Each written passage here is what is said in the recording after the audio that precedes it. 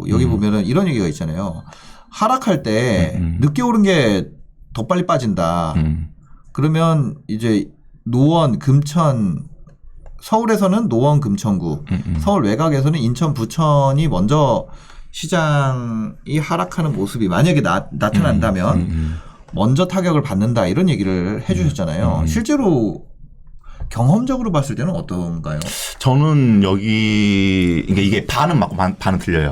자, 예를 들어서 네. 같은 서울 지역 내다 네. 하면 서울 지역 내에서도 예를 들어 2013년부터 해서 쭉 보면 네. 2015년부터 오른 단지들이 있고 네. 그다음에 2018년, 19년에 오른 단지들이 있어요. 네. 그러면 늦게 오른 단지일수록 특히 지금은 어떻게 보면 예를 들어서 예전에는 오르지 않을 것 같은 나홀로 단지의 유혹대 물건이 네. 지금은 이제 타격을 받아서 오르기 시작한다는 거죠. 그게 불과 4, 5년 전에는 사람들이 보지도 않았는데 네네. 다른 단지를 상승하니까 이제 싼 게 이것밖에 없어. 그게 이게 상승하는 거죠. 네. 네. 근데 나중에 하락장이 됐다 했을 경우에는 상대적으로 이 물건에 대해서 그렇게 어떤 그 규제에 대한 풍선 효과로 오른 물건에 빠진 속도가 더 빠를 수는 있어요. 네네. 네. 이런 식으로 늦게 오른 물건이 왜냐하면 일찍 올랐다는 것은 반대로 말하면 그 물건이 입지적 가치가 높기 때문에 사람들의 수요가 먼저 들어갔을 거고 그걸로 인해서 상승을 키웠다는 거거든요. 그러면 네. 반대로 늦게 오르면 오를수록 입지적인 가치에 대한 부분이 떨어지기 때문에 네. 늦게 오른 거기 때문에 네. 상대적으로 하락장에 대한 부분에 있어서는 그럴 수 있다라는 거는 동의하는데 반대로 이게 서울이냐 인천이냐 이제 이건 문제하고는 다르다는 거죠. 왜냐하면 서울은 서울의 사이클이 있는 거고 네. 인천은 인천의 사이클이 있는 거예요. 네. 예를 들어서 과거에 2009년도 했을 때 서울 가격이 떨어지기 시작했잖아요. 그때 부산은 올라갔어요, 가격이. 그러면 똑같이 서울이 올랐을 때 부산이 따라 올라갔다가 서울이 떨어졌을 때 부산도 같이 떨어져야 되는 건데 네. 부산 같은 경우는 오히려 상승해서 반대해서 올라간 모습 보였거든요. 네. 이런 식으로 지역별로 해서 이거를 다르게 봐야지 모든 지역을 다 통합해서 네. 어쨌든 나중에 뭐 그 하락장이 시작돼 버리면 늦게 오른 단지가 먼저 떨어진다. 이렇게 말하기는 제 경험칙상으로는 100% 동의할 수는 없을 것 같아요. 50%만 동의합니다. 50%만. 네. 그렇습니다. 이게 시장이 연결돼 있는데 또 이렇게 도시별로 보면은 도시별로는 또 분리가 돼 있다. 그렇죠. 그냥 도시별로 그냥 네. 뭐 수조 어항이라고 생각하시면 될 것 같아요. 그러니까 어항의 바닥에 예를 들어서 이렇게 단차가 있을 수 있잖아요. 네네. 그럼 뭐 들이붓는 물을 유동성이라고 우리는 본다고 네네. 하면 물을 네. 부으면 가장 깊은 곳부터 물이 차오를 거고 네네. 점점 얕은 곳으로 이렇게 물이 차 올라가듯이 그러겠죠. 이제 거기서 물을 펌프로 빼내면 얕은 곳부터 물이 빠지게 되겠죠. 네. 그러니까 유동성은 결과적으로 그렇게 얕은 곳부터 빠지게 되는 거는 맞는데 송주님 말씀하신 대로 지역별로는 분명히 우리가 다른 관점으로 봐야죠. 그러니까요. 아니 뭐 그런 얘기도 있더라고요. 대구는 요즘에 뭐 미분양이 쌓인다고. 네. 그런 얘기도 있고. 그래서 그래 대구를 구경을 가봤거든요. 네. 저번 주에. 대구가 하락장이다 그래가지고. 저는 뭐 부동산을 매매하려고 하는 건 아니고 컨텐츠 하려고. 네. 근데 가봤는데 또 거기 부동산 사장님들은 자신감이 있더라고요. 뭐 이렇게 하락한다는 얘기도 있던데 뭐 이러면서 제가 지금 근데 사실 뭐 중개사분들이 내가 중개하는 사람인데 집 빠질 거야 이러지는 않겠지만서도 근데 손님도 있고 그러니까 이게 그 진짜 하락장일 때는 대구에 진짜 하락장일 때는 이제 거기서 들은 얘기인데 진짜 하락장일 때 손님이 없대요. 네. 근데 지금은 손님이 있는데 거래가 안 되는 거래요. 그래서 이게 그 가격이 서로 가격이 자존심 싸움이 있어서 그렇지 그 뭐라 그러지 손님은 계속 있다. 이게 진짜 하락장일 때는 손님이 아예 없다. 그런 차이가 있다. 현장에서 느꼈을 때. 그래서 가격만 봐가지고는 모르는 게 있다. 이런 얘기 하더라고요. 그렇죠.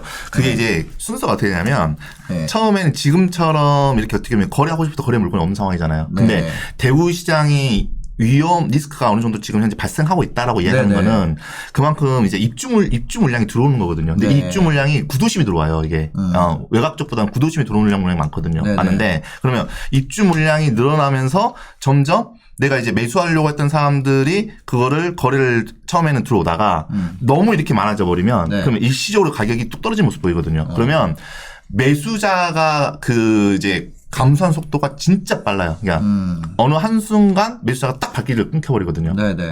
그럼 그때 돼버린 상황이 되면 시세 같은 경우에도 가격이 급격하게 변하는 모습을 보이고 있는 거거든요. 그래서 이게 자연스럽게 천천히 없어지는 것이 아니라 네.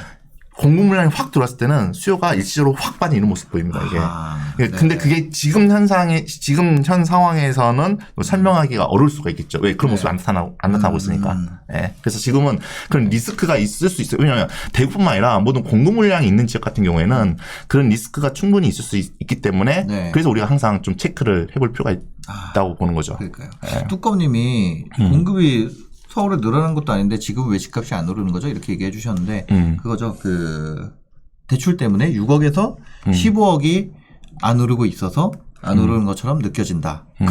그 가격대를 내가 보고 있는 사람들은 안 오르는 것처럼 느껴지고 또 다른 가격대 지금 그거 6억에서 15억 외에 6억 이하 또는 15억 이상을 보고 있는 사람들한테는 시장이 여전히 상승장으로 보이고 그러니까 그 각자의 상황에 따라서 지금은 시장이 다르게 보이는 그렇죠. 그런 거 그런 현상이 나타나는 거죠. 네. 그런 게 재밌는 것 같아요. 그러니까 이 뚜껑님 같은 경우에는 6억에서 15억 아파트를 굉장히 좀 최근에 보고 계신 느낌 그런 거죠. 그렇죠. 네. 그리고 제 개인적으로는 네네. 그게 일시적일 것이다. 그것이 일시적이다. 네, 일시적일 여전히 상승이 계속될 것 같다. 네. 왜요? 저는 일단 시중에 물량이 너무 없습니다. 일단 물량이 없고 네. 그다음에 실제 그 지금 인구 유입만 보더라도 지금 이제 서울이 워낙 집값이 비싸서 뭐 서울 인구가 줄는 것처럼 보이고 있지만 수도권으로는 계속 지금 밀려 들어오고 있거든요. 이제 그런 건 이제 좀 큰 얘기고 현재 거래할 수 있는 물량 자체가 너무 없기 때문에 이게 풀리지 않는. 근데 매물은 또 증가하고 있다면서요? 이제 6억에서 10, 지금 이제 대출 규제가 되면서 일시적으로 수요가 꺾이면서 그런 모습을 보이는데 이 상황 자체가 왜냐하면 19년 12월 16일 그때도 똑같았어요. 15억 대출 안 해주면은 그거 누가 사 그러면서 일시적으로 매물이 늘어났었거든요. 쭉 늘어났습니다. 근데 다 어차피 그 전에 상황과 달라진 거는 대출밖에 없기 때문에. 그러니까 매물이 증가했다는 게 불과 몇 달 전과 비교해서 증가했다는 거지. 1년, 2년 전에 비교한다면 아직도 매물이 부족한 거예요. 근데 1년, 2년 전에 계속 상승장이 나타나고 있었잖아요. 거기에 대비해서는 아직도 부족한 거죠. 이 내용 중에 이제 그런 여기 이제 매물 증가한 거 보면은 여기 인천, 대전, 전남, 경기, 충남 이런 순인데 그럼 뭐 대전 같은 경우는 또 그 어떻게 될까요? 실제로 지금 대전 같은 경우에도 대전이 그러니까 가계 소득 대비해서 가격이 굉장히 높은 편이에요. 높은 편이 맞고 그리고 대전 같은 경우에도 다른 지역에 비해서 가격 상승폭이 굉장히 빠른 속도로 올라왔던 대표적인 지역 중에 한 곳이거든요. 한 곳인데 지금 현재 지금 매물이 증가하는 부분에 있어서는 전체적인 관망세에 대한 부분이 굉장히 여기도 역시 짙게 좀 나타나고 있는 그런 모습을 좀 보이고 있고 그리고 지금 대전도 그렇고 대구도 그렇고 광역시 광역시가 전체적으로 지금 많이 주춤한 모습을 보이고 있거든요. 주춤한 모습을 보이고 있는데 이제 그러한 것들이 전체적으로 기간 대비해서 매가 물량이 상승한 것도 있지만 그 지역들 역시도 어떻게 보면 투자할 수 있는 금액대에 대한 부분들이 6억대에서 10억대 이 사이의 매물들 같은 경우에는 확실히 거래량이 줄어들고 있는 그러니까 이게 꼭 서울 수도권뿐만 아니라 전국적으로 비슷한 이런 모습들을 보이고 있는 것 같아요. 저 뭐 대구 신혼집 구해야 되는 분 이거 질문 주셨는데 지난주에 저희가 대구 다루지 않았어요? 네, 맞아요. 지난주에. 그때 결론이 뭐였죠? 당장은 사는 거를 그때 성준님 말씀하셨어요. 물량의 리스크가 있을 수 있으니까 저는 지금 당장 사기보다는 물량이 다 들어오고 나서 2024년 정도 이후에 가격이 이제 저점을 찍었을 때 그때 매수를 하는 것이 오히려 더 현명한 선택이 되지 않겠냐 이렇게 조언했죠. 24년을 노려보면 좋겠다. 지금 집값이 사실 수년 동안 굉장히 많이 올랐잖아요. 대구도 사실 대구도요? 대구도 이제 작년에 많이 올랐는데 저는 이제 뭐 이런 조짐이 보이기는 하지만 저는 대구를 반드시 관심을 가져야 된다고 봅니다. 반드시 가져야 되고 그다음에 뭐 조금 다른 이번 상승장에서 좀 소외됐던 분들이 계시다고 하면 뭐 남들이랑 비교해서 좀 속상한 분들이 계시다고 하면은 대구를 저는 이제 내년부터 집중적으로 좀 대구를 모니터링을 할 거거든요.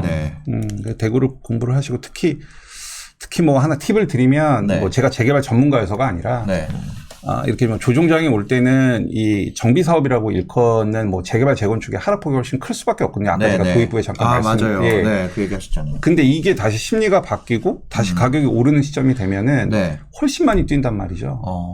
그래서 혹시 뭐 이번 장에서 좀 소외돼서 속상한 분이 계시다고 하면 그러면은 대구 시장의 특히 재개발 네. 쪽을 내년부터 조금 모니터링 하실 필요는 있다고 봅니다. 재개발은 약간 바람만 불어도 가격이 꺾여 있기 때문에 그렇죠. 예. 그거를 좀 관심을 두는 게 좋겠다. 네, 네. 그렇습니다. 네.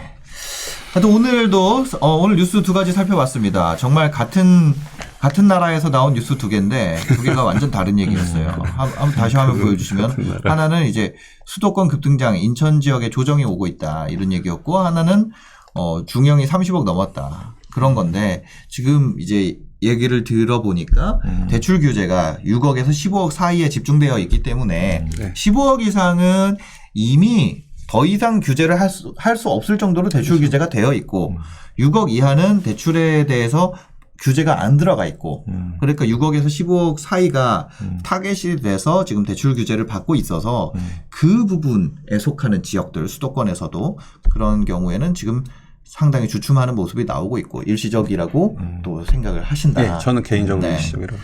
그렇습니다. 그리고 다른 6억 이하나 뭐 15억 이상 이쪽에서는 여전히 가격이 상승하고 있다. 네, 그런 얘기가 있네요.